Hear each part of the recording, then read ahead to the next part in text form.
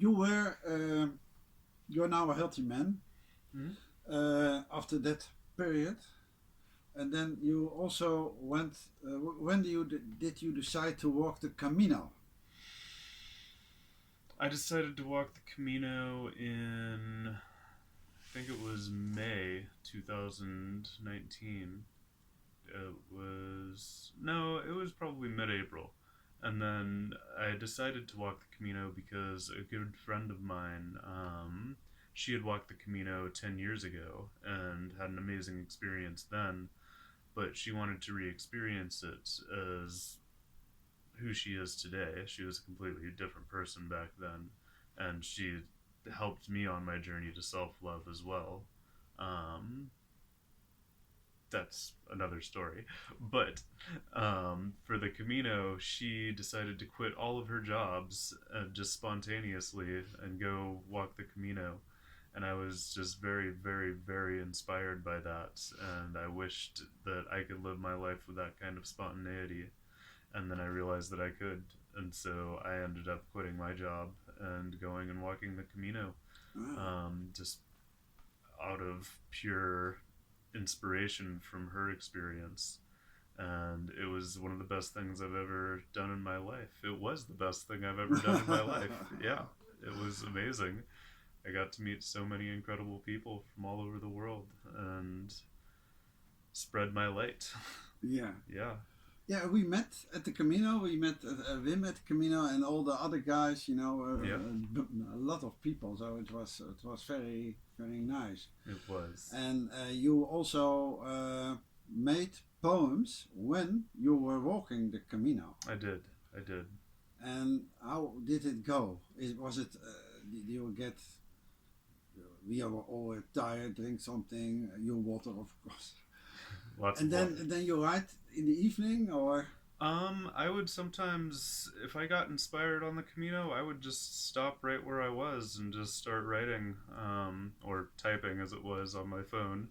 But yeah, I tried my best to stay present and realize when I was inspired and to immediately start taking action on that inspiration by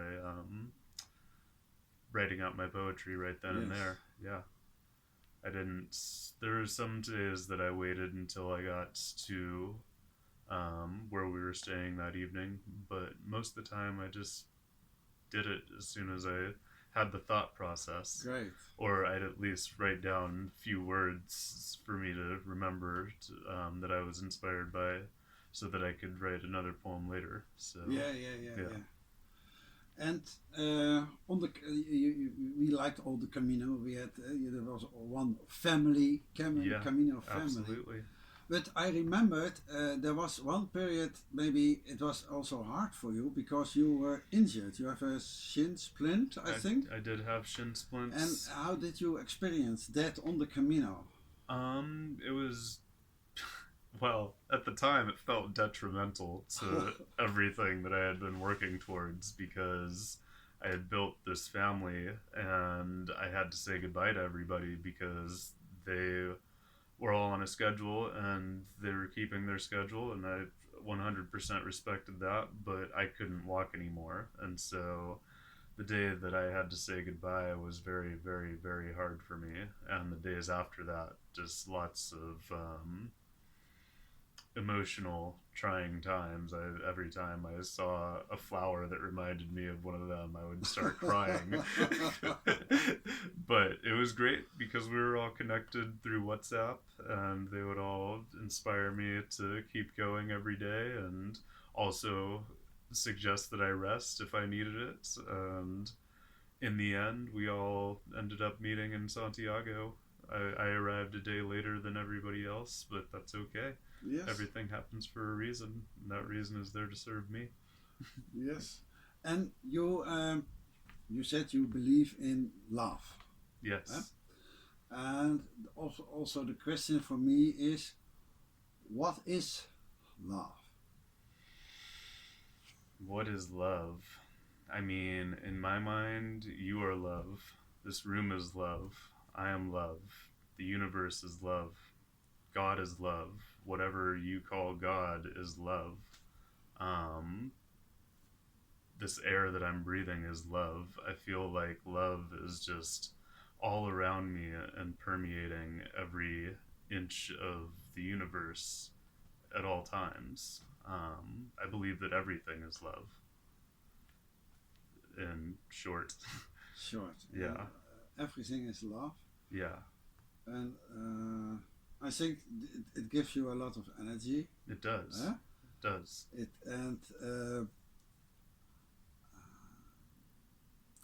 I know there are many people who don't experience love in their life. Yeah. And my question is always, how do you or somebody else can let them experience the same love that you experience? I think it really starts by knowing yourself and being aware of yourself and loving yourself before you can fully experience love from anywhere else in the world, whether it's a human being, an animal, or Mother Earth, the nature. I think that you really have to be one with yourself and be very aware of who you are as a person before you can accept or bring true love into your life. So you must accept yourself. Is that one of the main points? Yeah. Being comfortable with who you are and accepting yourself for who you are and not projecting your insecurities on other people and things in your life and situations. I think that's one of the main things. And then always there is a question of, maybe it's a wrong question, but always, how do you do that? Practice, like anything. You believe in practice? Practice, absolutely. Anything in life, practice makes perfect. And once you figure out what works for you as far as your rituals, your routines of self-love, whether that's waking up in the morning and looking yourself in the mirror and saying, I love you, you're an amazing person, you're going to do great things today. Or if you do it through meditation every day, 10 minutes of meditation, just meditating on letting yourself love yourself as well as getting to know yourself through that meditation. Whatever ritual you have, I think it needs to be a daily practice. And for me personally, I'm get up and one of my first thoughts in the morning is gratitude. Gratitude for being alive, gratitude for everything that's happened in my life. And I practice that gratitude every day. But how do you, a lot of people, after they are awake, they don't have the thought they must do something, because it's not in their system. Yeah, not in their toolbox. Not in their toolbox. Yeah. How do they get it in their toolbox? I would say research. See what's worked for other people and see what resonates with them personally. It's all very personal tools that you must attain to do this. For me, the way I got it in my toolbox was I went to a self-growth seminar in September 2018, and they really showed me how to take action on self-love and gratitude and how to appreciate myself for who I was and stop trying to be something that I'm not. And it was extremely helpful in me cultivating the tools to become who I am today. Is it also, maybe I read it in your last poem, or maybe the day before that, something about being in the now? Being present. Being present. Yes. That's also, must I see it as a permanent meditation? Yeah, you could call it that. But I just believe that in the present, everything exists right now.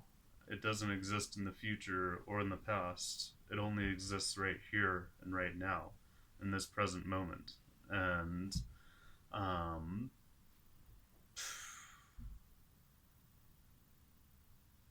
I guess, yeah, you could call it a permanent meditation, staying present, because it does take practice. It's a practice to stay present, to not let your mind wander, to not think about the past too much or think about the future too much, and to just be. And I believe that that is a very important part of becoming one with love, becoming one with who you are, and accepting the world as it is right this second, not what you want it to be in the future, or what you think it may be in the future, or how it was in the past and how you miss how it was in the past. Accept what it is right now, because that's all there is. Acceptance of what is. Yes, acceptance of what is. And okay, and but some people will say, "Oh, you can't accept what is because the world is so ugly, and we must better the world. We must change the world. We must, Holland is below the sea level, so if the sea is going up, it's very dangerous. Then Holland is. We have only Germany, and that would be terrible." Huh? So, I won't get into politics, but no. It's only a joke about our neighbors. Always good joke about our neighbors. Yeah. I would say that everything is perspective. You may see it as the world being this cruel place that you need to change, and accepting what is doesn't necessarily mean not taking action to change things, just realizing what it is in this moment. Yes, it is messed up. Yes, it is, for a lot of people, a horrible place to exist and live. But we can change that.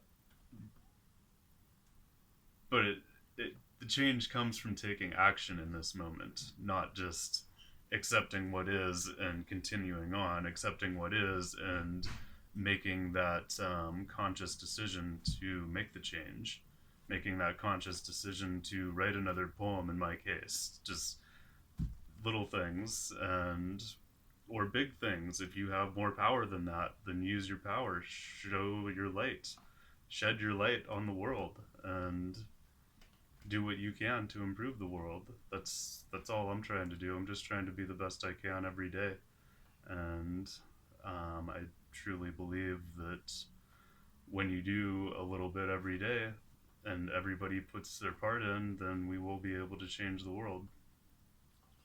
If the world is, if we are beautiful and we think about ourselves as beautiful, and we feel ourselves as love, we see the world also as beautiful and as love. Absolutely. That's the mechanism. Yeah, absolutely. And what are you going to do with that beautiful poems you have written? I've been collaborating with our mutual friend Christine. I'm going to publish a book with her. She is doing all of the artwork for the book, and I'm of course writing the poetry, and it will be a book of poetry entitled Poetic Positivity, Poems for Life. Just meant to inspire people, meant to help people through their struggles, maybe meant to give people some ideas on what their daily rituals can be for loving themselves. Yeah, that's where I see the future of my poetry right now, is in that book that I'm planning on having published and released by April 1st, 2020. 2000... Next year. Next year. Yeah. Okay. And are you going also to go on tour with the book? I mean, you have a good voice. I've seen you on YouTube. You're telling it. Possibly. Yeah, it's not out of the cards. I mean, anything's possible. It's nice to do. Yeah, it would be. Like it would be very nice to actually get out there and get in front of some crowds of people and share with them my points of view, and at the same time advertise and sell the book. I think that could be... And selling the books, if you are talking, is always nice. Yeah. And also a good manner to give attention to the book. Yeah, exactly. Yeah. Exactly. And I mean, if I'm going to do it that way, I mean, I am really branding myself. I will become my own brand. And so it's honestly, they say that the most feared thing in life is public speaking.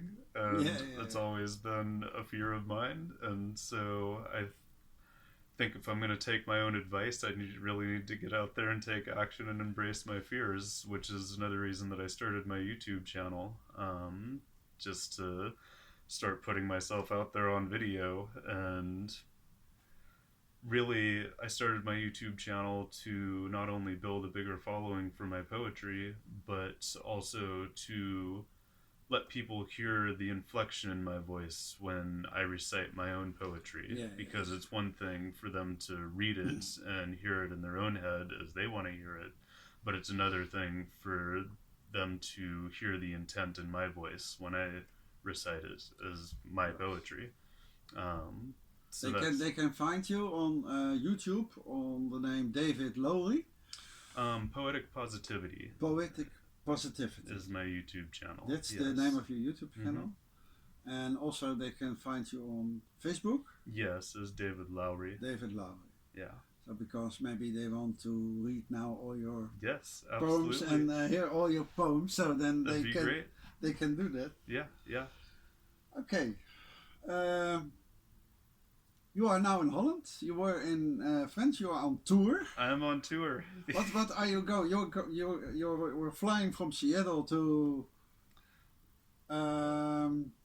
Chicago. Seattle to Chicago, And just then, to change planes, and then Chicago to Paris, and then I took a train from Paris to Strasbourg, and then Strasbourg to Colmar, and I spent a week in Alsace, France with Christine, and we went on tour of all of the beautiful, beautiful little medieval villages all around her area. And then after a wonderful week with her, I'm here in Rotterdam. Took 8 hours of trains yesterday to get here, but so worth it. So glad to be here. And I'm excited for all of our touring that we're planning this week. And then from here, I'm off to Germany, and then Switzerland, and then Finland, and then back to Spain. End in Barcelona, Spain, with a couple of friends there. And I'm also excited to see that city. I hear it's a wonderful, wonderful city. It's a fascinating city. Yeah. I've seen the photos from our friends Alejandro and Sonia, and of the what's the great architect is Gaudi. Oh, yeah. And he's also from the cathedral and all the yes, it will be nice there. It will be. Okay, David, thank you for an interview. Yes, thank you for having me. Thank you.